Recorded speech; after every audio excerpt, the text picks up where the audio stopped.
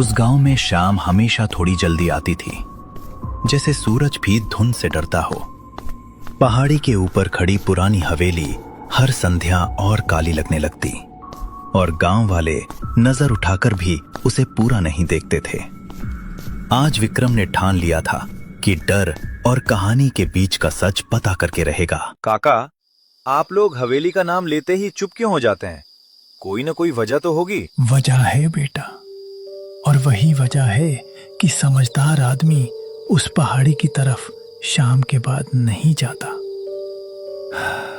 समझदार आदमी नहीं जाता, इसलिए मैं जा रहा हूँ। डर को बिना देखे सच कैसे मान लूं? बात सिर्फ डर की नहीं है विक्रम।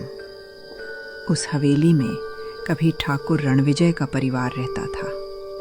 फिर एक रात सब कुछ बदल गया। क्या बदल गया?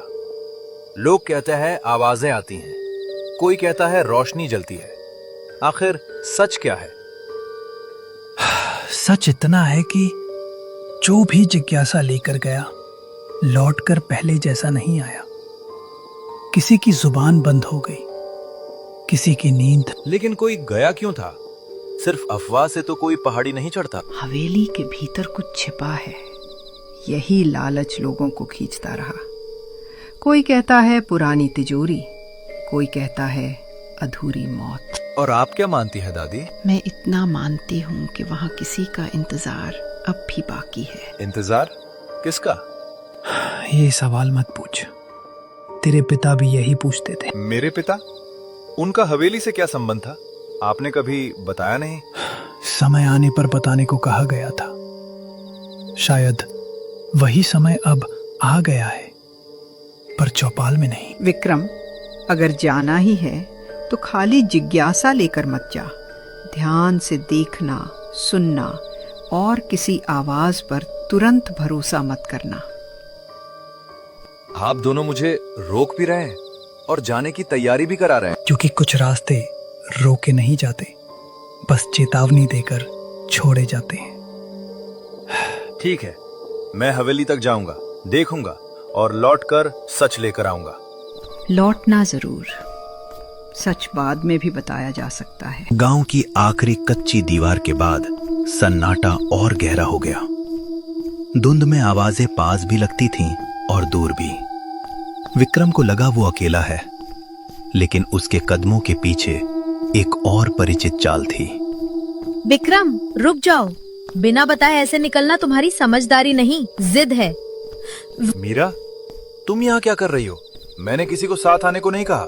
अच्छा किया, क्योंकि मैं पूछने नहीं रोकने आई थी, और अगर ना रुके तो साथ चलने आई हूँ। ये रास्ता मजाक नहीं है। हवेली तक की चढ़ाई अंधेरे में मुश्किल है। मुझे चढ़ाई से नहीं, तुम्हारी आदत से डर लगता है। जहाँ सब रुकते हैं तुम वहीं और आगे बढ़ते हो। किसी को तो पता करना होगा कि ये कहानियाँ हैं या सच। हर बार डर को विरासत की तरह आगे नहीं बढ़ाया जा सकता। और अगर वहाँ सचमुच कुछ हुआ तो कम से कम हमें पता होगा कि किससे डरना है। अभी तो लोग अपने ही अंदाजों से कांपते। काका ने तुम्हें क्या बताया? मैं चौपाल तक पहुँची तो सबके चेहरे बदले हुए थे। उन्होंने पिता का जिक्र किया, कहा उनका भी हवेली से कोई संबंध था, बस उससे ज्यादा नहीं बोले। तुम्हारे पिता के जाने वाली रात भी धुंध ऐसी ही थी। मेरी माँ आज तक उस शाम को याद करके कांप जाती है।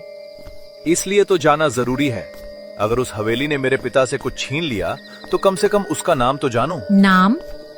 लोग कहते हैं हवेली में नाम पुकारे जाते हैं, जो जवाब दे दे वो भटक जाता है। लोग बहुत कुछ कहते हैं, तुमने खुद कभी कुछ देखा? देखा नहीं, सुना है। पहाड़ी से कभी कभी घंटी जैसी आवाज आती है, जबकि वहाँ कोई मंदिर नहीं। घंटी? ये नई बात है, काका ने इसका जिक्र नहीं किया। सब कुछ कोई एक आदमी नहीं जानता, गांव डर बांटता है, सच नहीं।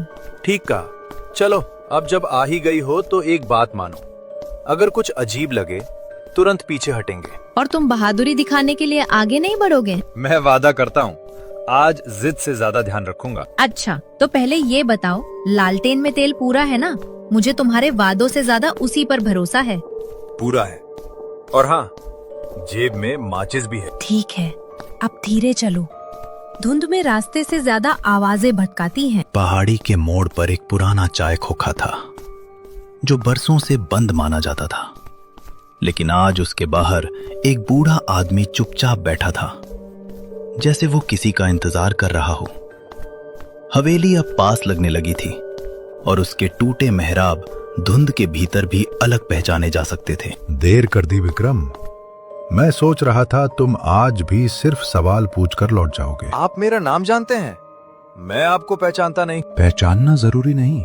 इस गांव में कुछ लोग चेहरों से नहीं, इंतजार से जाने जाते हैं। बाबा, आप यहाँ अकेले क्या कर रहे हैं? ये खोखा तो बंद रहता है। बंद चीजें हमेशा खाली नहीं होती बिटिया। कुछ जगहें बस बोलना छोड़ देती हैं। सीधी बात कीजिए, क्या आप हवेली के बारे में जानते हैं? जितना जानना ठीक है उतना जानता हूँ, और जितना नहीं जानना चाहिए उतना तुम्हारे पिता जान गए थे। आप लोग आधी बात करके हमें और उलझा देते हैं। अगर खतरा है तो साफ बताइए। ये नाम हवेली के दरवाजे के बाहर नहीं लिया जाता। खतरा दो तरह का है, एक जो आंखों के सामने होता है, दूसरा जो तुम्हें वही दिखाता है जिसे देखने की तुम्हारी सबसे गहरी चाह हो। मतलब हवेली धोखा देती है? हवेली कुछ नहीं करती, अंदर जो जागा हुआ है वो करता है। अंदर कोई है? इंसान? अगर इंसान होता तो गांव वाले उसे नाम दे चुके होते। हमें लौट जाना चाहिए विक्रम, ये जगह ठीक नहीं लग रही। नहीं, अब तो बिल्कुल नहीं। बाबा, अगर आप सचमुच मदद करना चाहते हैं तो रास्ता बताइए। सामने जो सीढ़ियां हैं वे मुख्य फाटक तक जाएंगी, पर फाटक से मत जाना। दाहिनी तरफ टूटी दीवार है, वहीं से भीतर जाना। मुख्य फाटक से क्यों नहीं? क्योंकि जो बुलावा सुनकर जाते हैं वे फाटक चुनते हैं, जो सच ढूंढते हैं वे दरार चुनते हैं। और अगर भीतर कोई आवाज हमारे नाम से बुलाए? जवाब मत देना, चाहे आवाज कितनी ही अपनापन क्यों ना लगे। आपने ये बात मेरे पिता को भी कही थी? कही थी, मगर उस रात उन्हें किसी और आवाज पर भरोसा था। किसकी आवाज? ये तुम हवेली के भीतर समझोगे, अगर समझ कर लौटे तो। हवेली सामने थी, दीवारों पर काई, खिड़कियों में काला सन्नाटा और भीतर से आती एक अजीब ठंड, जैसे पत्थर सांस ले रहे हों। विक्रम ने लालटेन ऊंची की तो टूटी दीवार की दरार सचमुच किसी छिपे रास्ते की तरह दिखी। यही दरार होगी। अंदर जगह बहुत कम है, संभल कर जाना। लालटेन पहले मैं अंदर रखता हूँ, तुम पीछे से आना। सुनो, अभी भी देर नहीं हुई है। बाहर खड़े होकर भी हम बहुत कुछ देख चुके हैं। नहीं, मेरे इतने पास आकर मैं वापस नहीं जाऊंगा। कुछ तो है जो सब छिपा रहे हैं। सब नहीं, शायद सब खुद भी नहीं जानते। तब आज पता चल जाएगा। विक्रम दरार से भीतर घुसा। दूसरी तरफ छोटा सा पिछला आंगन था, जहां सूखे पत्ते बिना हवा के भी खिसक रहे थे। ऊपर टूटी बालकनी से अंधेरा नीचे झुकता हुआ लगता था। ये जगह बाहर से बड़ी लग रही थी, पर अंदर और गहरी लग रही है। देखो, उधर लकड़ी का पिछला दरवाजा है, आधा खुला हुआ। क्या तुमने खोला था? नहीं। विक्रम, तुमने सुना? हाँ, पर ये आवाज कहाँ से आई? विक्रम बेटा इधर आओ। जवाब मत देना, नंदू बाबा ने मना किया था। ये आवाज मेरे पिता जैसी क्यों लग रही है? क्योंकि यही इसका जाल है। मेरी तरफ देखो, उधर नहीं। मैं यही हूँ। बहुत देर कर दी तुमने। नहीं, ये सच नहीं हो सकता। विक्रम, लालटेन कसकर पकड़ो, हम दरवाजे तक साथ चलेंगे, बस साथ। उसी क्षण ऊपर की टूटी बालकनी से धूल गिरी और हवेली के भीतर कहीं बहुत अंदर कोई धातु की घंटी धीरे से बजी। एक बार, फिर दूसरी बार। विक्रम और मीरा दोनों ठिठक गए। वही घंटी। मीरा, तुमने रास्ते में इसी का जिक्र किया था। और मैंने ये भी कहा था कि यहाँ कोई मंदिर नहीं है। दरवाजा खोलो विक्रम, इस बार मैं तुम्हें खाली हाथ नहीं लौटने दूंगा। इस बार? इसका क्या मतलब है? पीछे हटो, अभी। पिछला दरवाजा अपने आप थोड़ा और खुला।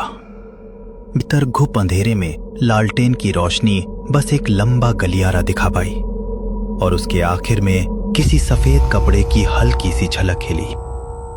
वहाँ कोई खड़ा है। नहीं, कोई नहीं, या शायद। विक्रम, अगर सच जानना है तो अंदर आओ, और इस बार अपने पिता की तरह देर मत